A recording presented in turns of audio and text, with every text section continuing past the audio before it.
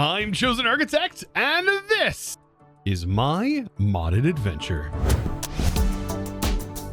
By the way, it is World Download Day. That's right, episode 30. Every 10 episodes, I do publish a world download. For those of you who are supporting, no matter what tier you're supporting and no matter what platform you're supporting on, whether that's supporting from Twitch, Discord, Patreon, or even here on YouTube with the YouTube members. Be sure to check it out. All of it is in the Discord. Make sure your accounts are all linked up and you get access to the world downloads in the world download channel. Hope to see you on the Discord. Now, since we set up an amazing mob farm last episode and we're getting tons and tons of items that are going to help us in the future, I think we should definitely get into the automation aspects of everything.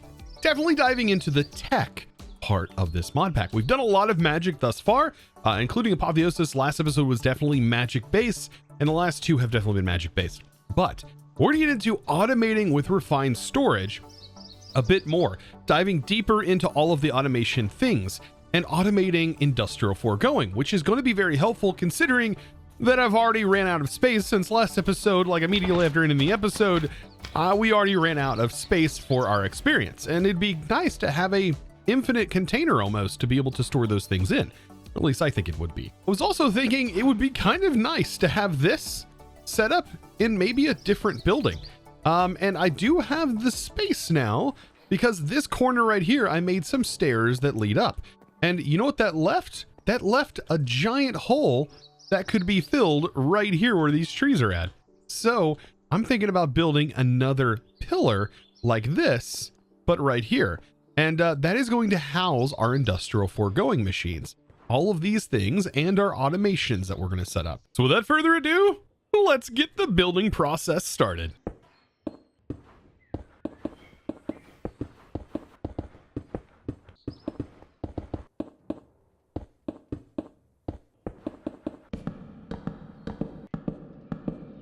And voila! So this is the area, very similar to this one over here on the interior and on the outside. I kind of went with the same style, but I did add a little loft up to the top. And yeah, it's a really nice little area up here. I do plan on adding some more things up top here, but the main portion of this is mainly going to be set out in order to move my industrial foregoing outside of my rats area and move it into its own dedicated space. So that's where this is going to come into play. So I should be able to pick these up, all of these machines, just like so, and move them into a better place. Definitely a better place here. And all of this definitely needs to be moved, including these barrels, all of these machines. Nice. Well, let's go ahead and try to move our latex processing first. So the latex processors, the fluid extractors, aka, we need to basically get the wood that we're going to send to it, and we need to send that into out of the modular router. So we already have a modular router, and then we need to change our puller upgrade to pull from the top, which is where this barrel is at. And I put it in the wall. It's going to be kind of nice that it's there in the wall. And we're going to make sure this sends into the face.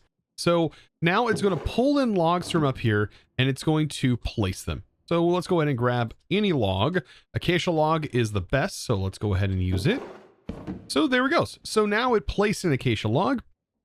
And what I want to do is potentially have this going flush. I don't know, can the extractor face down? Uh-oh. We have a special kind of moon going on right now. That's giving me anti-gravity. Let's see. How does this situate? I don't think this actually goes... I guess it could face down. Definitely not facing down though, right? No. So let's just go ahead and maybe have two for right now. Two that are facing this way, facing into this. That should be producing latex. And then one here. So now we have a dual setup here, and that should be plenty for our use case. If you were using this more often, it'd be a little bit harder, but and require a little bit more. But this should be nice and clean. So this is producing, and we want to send that into these two singularity tanks. And I can access these from the bottom here, and we'll place them down just like so. And then we'll make sure that this is sending, make sure it's pushing the latex into that machine. Same on this side, make sure the latex is getting pushed down into the singularity tank. Perfect. Now, how are we going to interact with our refined storage system and be able to access these fluids that we're going to need? Well, let me kind of demonstrate the fluid interaction with it. Let's go ahead and connect in some cables first. So we're going to line the cables down here. I like to sort of dig a hole to get the cables to route through. And this is going to run all the way to our refined storage system. So remember that external storage that we used on the back of our refined storage a while ago? And just to sort of demonstrate, well, we're actually going to use this again, but it's going to actually work for fluids this time. So we need to just basically get our pipes down here. And on the bottom of this, we can place external storages on both of these. That way it interacts together. We could have piped them together, but I just want to make this nice and clean looking. So I'm going to use 2. Not that big of a deal. But on here, we need to specify a few things, because by default, it's not going to work. We have to turn this into fluid mode and then set a priority to 1 to make sure this is a higher priority than any of our other base fluid systems. And that's going to be pretty common throughout all of our fluid handling. We're going to do it this particular way. So this is going to essentially use this tank as a buffer, both of these tanks, as a storage method for these fluids. And when we get to automating with these fluids, well, it's going to pull from these containers, and that's basically how it's going to work. Now, I want to make this next part as simple as possible to understand. And I think this is going to work, but we're going to get into the dissolution chamber, right? And this is something that is quite tedious to do by hand, and is one of the primary reasons why I want to get in the automation. There's a lot of powerful things that we can make with Industrial 4 going, but if we don't have the appropriate automation set up, it will be very, very painful to do. So let's go ahead and set this up. So I'm going to have a crafter that I'm going to place on top of the dissolution chamber. It doesn't really matter what side, but I am putting this on a side for a reason. So we're also going to need a refined storage wrench. This is a pretty good tool to just have around because it allows us to turn this. And we want this face right here to be facing the dissolution chamber. And that's how we're going to automate a machine. Now this will need cables wrapped around. So there's going to need to be a cable connected to that crafter. But on the back here, on the very, very back, I actually want an importer because I want to be able to take the products that are crafted and I want to put them in our storage. So I'm going to need an importer. So the way to think of this is imports into the system. So it goes into the system, and then the export pulls things out of our system. When you think of these for refined storage and applied logistics, you need to think of it from the perspective of the network. That's how I usually tend to tell myself, and it makes it a little bit easier to understand. But in the importer, we're going to put that here, and it's not going to be sending things in. It's going to be pulling things out from the side that we tell it to do. So I just need to simply get my cables here, and there's not much that I need to do as far as on the importer side. I don't need to configure anything. It should just work. It's not going to be super fast without any upgrades, but it is going to just work, and that's all we needed to do. So the cables are hooked in. You can see we have our crafter ready to go and importer. Now is where we got to configure the face of the machine. So on the top, we are going to change our input and make sure this is set to pull so it can accept the input. And also for the fluid, let's go ahead. I don't think we have to do this, but I do want to make sure that it is set, and we'll make sure to have it set to pull. We don't want to lock anything, and we definitely want the output to be the back, which is going to be the bottom right, and we're going to have that set to push the output out. So all in all, that should work. And then we also need power. We need to give it some power. And same for the fluid extractors. I'm definitely going to want to get some gates on them as well. So this is almost all done, and it looks very clean, right? It's a very clean setup. We have it right here on the log. I could have raised it up more and I guess set the dissolution chamber on the log. You know what? I'm probably going to do that. Yeah, this looks much better. So how exactly are we going to get the auto crafting to work? Let me show you. As of right now, we only have the regular latex that we can work with. So we're going to need to work with processing for this. So back in Industrial 4 going, the main thing that we want to automate is first this. We're going to want to make sure we have redstone being able to be produced. Go ahead and toss a few things in here, by the way. We want to make sure that redstone can be produced. And then we want to be able to make these frames because that's going to be required. And then we're going to want to try and automate the simple machine frames. So if I go ahead and I click move items, this will actually automatically put the latex amount inside of the process and switch it to processing for us. And so if I make this, this should just work. It is pretty cool that it does just work. Now we're also going to need to potentially set up nether brick automation, and we're going to want to also set up auto crafting for the gears. So I can set up the auto crafting for the gears, and I think I'm going to end up modifying the recipe for this whenever I do a update here soon. That will eventually change the gear to require a nugget. But for right now, this is the gear recipe and should work as well. Make sure it's set to exact, and it's going to give you this as the output. So here we go. We have pretty much everything we need. Let's make sure we have, let's see. We are going to need brick. And we do have a little bit of nether brick, so this is just a good example to show. But I do want to hook in my refined storage system, or sorry, my Ender IO system up to be auto smelted, and we're going to set that up for this as well in the same way. So over here, let's go ahead and see if this will craft. So all I got to do is put the main processor process inside of the crafter, and then these just need to go inside of my normal crafter that I have set up here. That has a lot of extra storage. So at this point, we should now be able to craft this. Let's get our Ender gate. We have 2 of them. Let's go ahead and put one here and one here. Make sure this has power. Everything should be ready to go. Well, I thought it would have power. Definitely out of power for whatever reason. I think I know exactly why we're out of power. Yep, I forgot to turn this off. Even though it is still working and still producing quite a bit of material, it is still chugging along. I'm going to actually go ahead and break the node so we're not consuming power here anymore. Oh, goodness. I will turn it back on. I promise I'll turn you back on once we get some suitable power, because what ended up happening is the more things you add to your refined storage network, the more power overall things are going to cost. So we're going to see we are now using 83 FE per tick to run all of these things we have connected here. And that's a pretty important number, right? So now that we have this, now we have power back. Perfect. Now we want to go ahead and create and start a craft.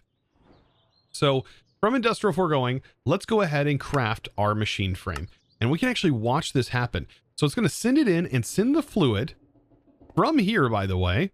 So the fluid gets sent, and then as soon as it's done crafting, it's going to send it to the importer, and then the importer is going to put it into our network. And this is amazing. So now that we have this, all of the processes can be automated in this fashion. And we can also automate all of the upgrade components as well. And this is where now, this is what I would call, it has some early game aspects to it, but this is really like a later game mod for sure. Mid to late game is industrial foregoing. You really need some good resources, including diamonds, to really get started with this. Now, with all of our prior knowledge that we just went through with automating the other process, we should be able to automate now our alloy smelter. However, it's going to require a couple of other steps because we want to make sure we keep our Sterling generator filled. So to do that, we just need an exporter that needs to go onto the Sterling generator. And I think what I'm going to do here is I'm going to go with coal shards from GeoR. And so I can actually drag into the exporter, and on exporters, you have to tell it what you want to send. And so you get this list here, and you can drag from JEI, which is really nice. Now, importers, on the other hand, you can block things that go in, like we did over here. We ended up using a advanced version, which has more slots, and we are choosing to block certain items from being imported. But in this case, we don't really need to block anything, right? We need to leave what we have set up, and we need a crafter that up here is going to send ingredients into the barrel, and then those ingredients are going to get either smelted or converted into alloys. And then on this barrel, we need an importer. So this should be pretty simple, and we can go ahead and use the pass-through that this allows with refined storage, right? So this block will carry as if it's a cable itself, which is pretty darn cool. And that means over here, we don't need all of this stuff. Instead, we can use this to funnel our cables through. So I do need to get over here. So I'm going to pop down into here, And I should have a cable, yes, right here. And then I can just go ahead and build myself up. And we'll just get a cable hooked directly in like so. And now we can start doing auto crafts with our alloy smelter. So now for the fun part, let's go ahead and create a recipe for this that does a couple of things. And how about we go ahead and have it work with refined storage, right? So we should be able to have it automatically craft these processors that we're going to need. I think that would be pretty great. So we need to first make the processor binding, and then we need to also make this, which we can use quartz to smelt. And so we'll just smelt up some quartz. And then we need to put everything together to make the final product. And perfect. So once we have this, that's just basically making the crafting recipe. I went ahead and moved this down here so we can keep our smelts separate. And then we finally need to craft the smelt, which is going to be a processor. Since we already have all of the other stuff set up, it should be pretty straightforward now to go ahead and make all of the crafting processes. And then we should be able to go ahead and make all of the smelting processes. Just like so. And also definitely want to get these made as well. These are also crafts because these are going to allow us to set auto crafts for all of our other all the other things that we're going to use with refined storage as well. So perfect. And this will get our first major smelts. Boy, oh boy, the technology has started. And so right up here, I can access this. And then let's go ahead and start a request. So we will say iron. And let's see, actually processors, right? So processors. Now, if you already have some in here, I believe it's Control Shift to click if you already have some in, and you can request more. So I'm going to go ahead and start 10 of those, and we should see the new processors going in. And you can put speed upgrades in here to make it go faster. And since this can smelt 3 items at once, you would definitely be benefited from doing that. But now that we have the autocraft set up for all of this, making those things should be pretty easy. A couple of other things to note: covers can be made with just an iron nugget in the material you want to make a cover for. And this will allow us to make some facades. So if I hold shift and right click, I can place it onto that extractor, and then I can place it onto these cables too. And if you want to just remove the facade without actually breaking the cable, you can hold down Control and use your wrench, and that will pop it off. So pretty cool that that is a thing. I did wish if you held the wrench, it actually showed you where the actual cables, the facades were, but this is perfect. And there's a spot over here that we missed that we definitely want to get covered up as well. And perfect. So now with a few other things from refined storage in our in our auto crafter, we now should be able to access an external storage. So and go ahead and craft one on demand. So perfect. Now we have an external storage, and I should be able to use this here. Now for right now, I only have this amount. I only have 32 buckets worth of pink slime, but that should be fine for right now. I'm going to actually go ahead and connect that in with the rest of these. Place this right here. And yeah, we're going to hook in our external storage on this. And this is going to give us access to this. Let's go ahead and make sure to set the priority one higher. And perfect. So now we have access to pink slime, which means we should be able to technically start working on the next tier of our machine frame. Yeah, if I can remember things. So the next tier up, so basically making the advanced machine frame here, this is going to require the pink slime. It's also going to require ancient debris. So that's something that we're going to need, or not ancient debris, but netherite scrap, and the pink slime. So all of this should be able to make, and then it's going to request the machine frame here first, and should be able to produce this. So all we needed to really craft was our first ingredients.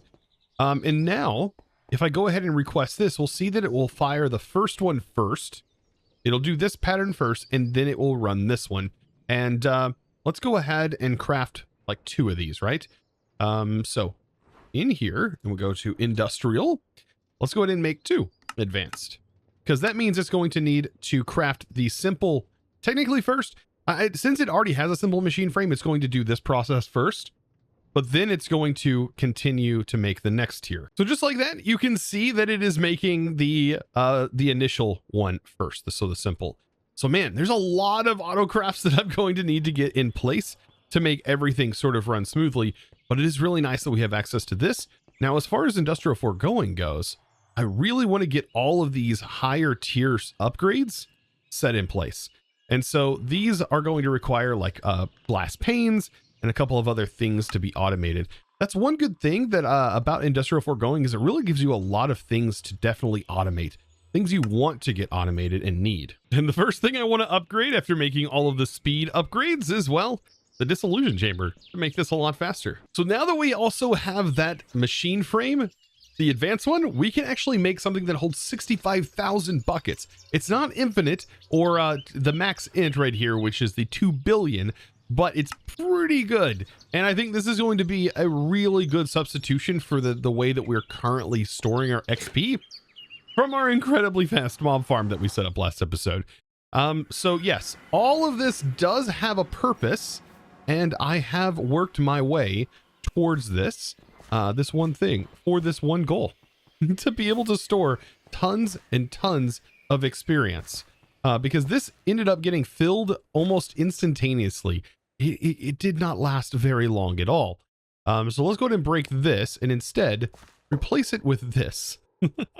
And now we can turn our mob farm back on, which, yeah, is kind of ridiculous. And we should be able to see, look how many buckets and how quickly this fills up. Hopefully this is enough to be able to store it because, oh my gosh. Yeah, it fills up with experience insanely fast. Now, up until this point, I have been using, well, this thing. This right here in my hand.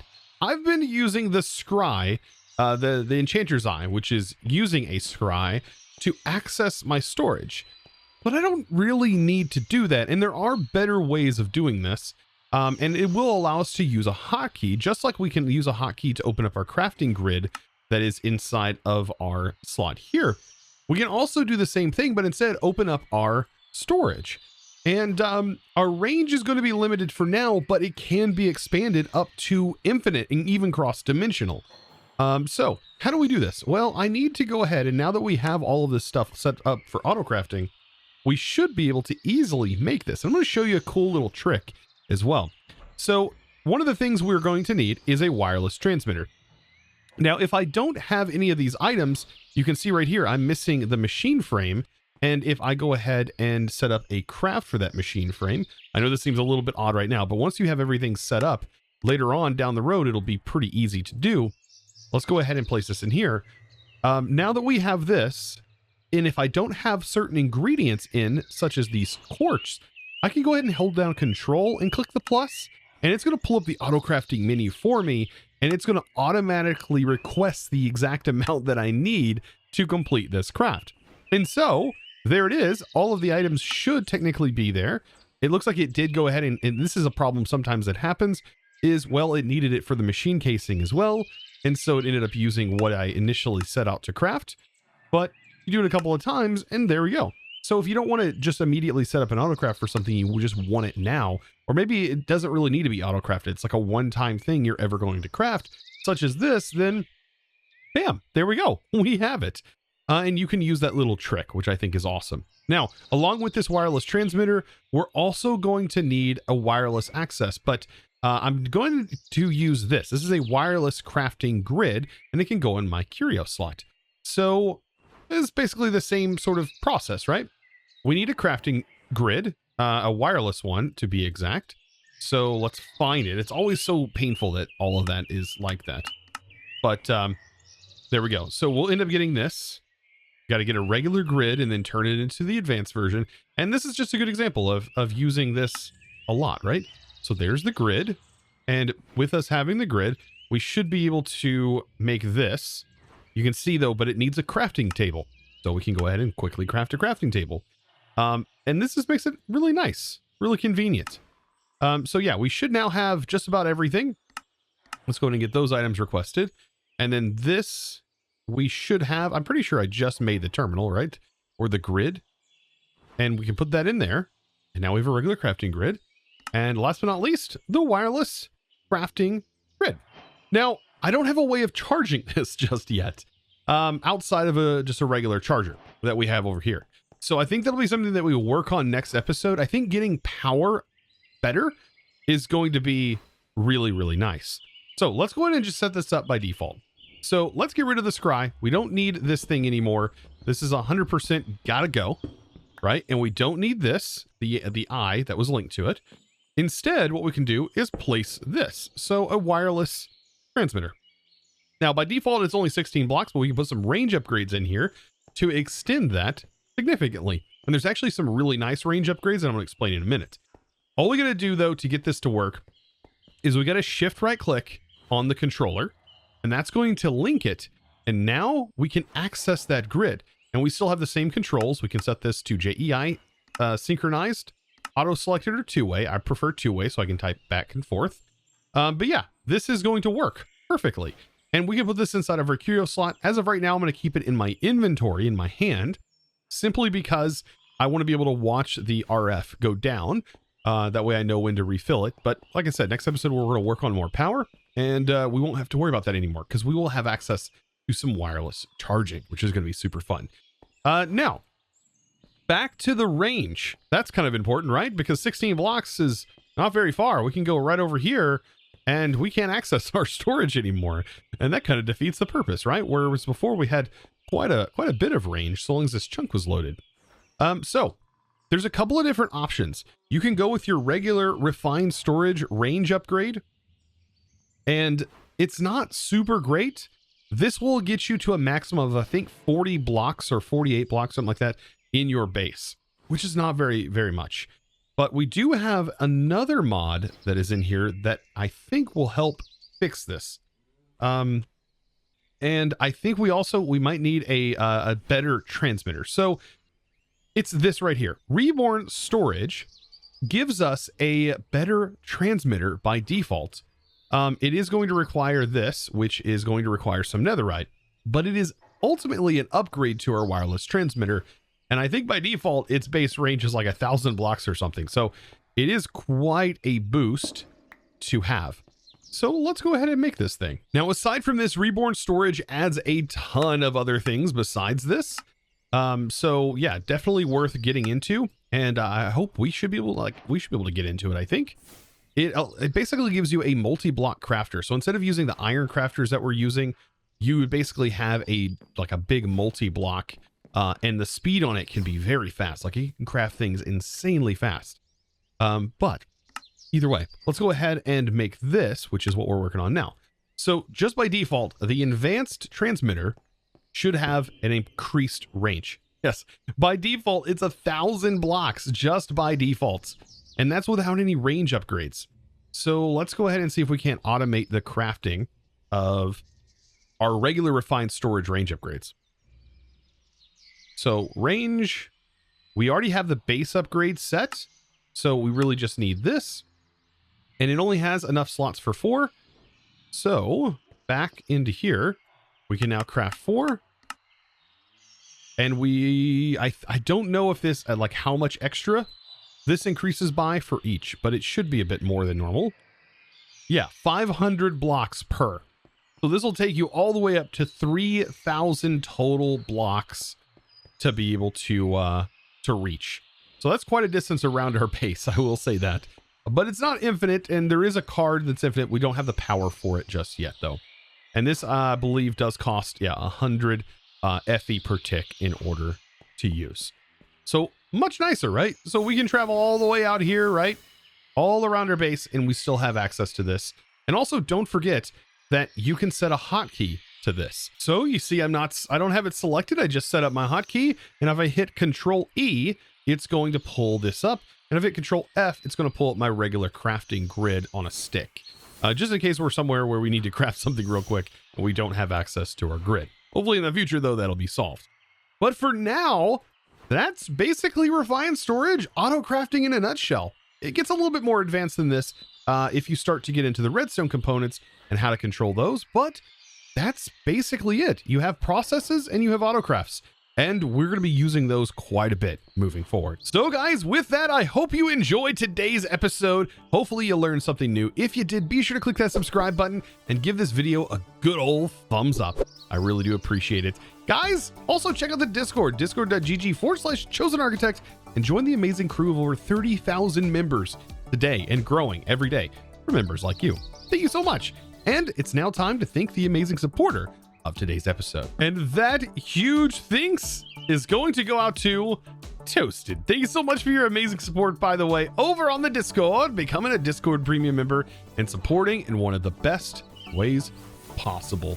Guys, I thank you so very much for watching. I hope you enjoyed, and I'll see you in the next one. And as always, thanks for watching. Bye.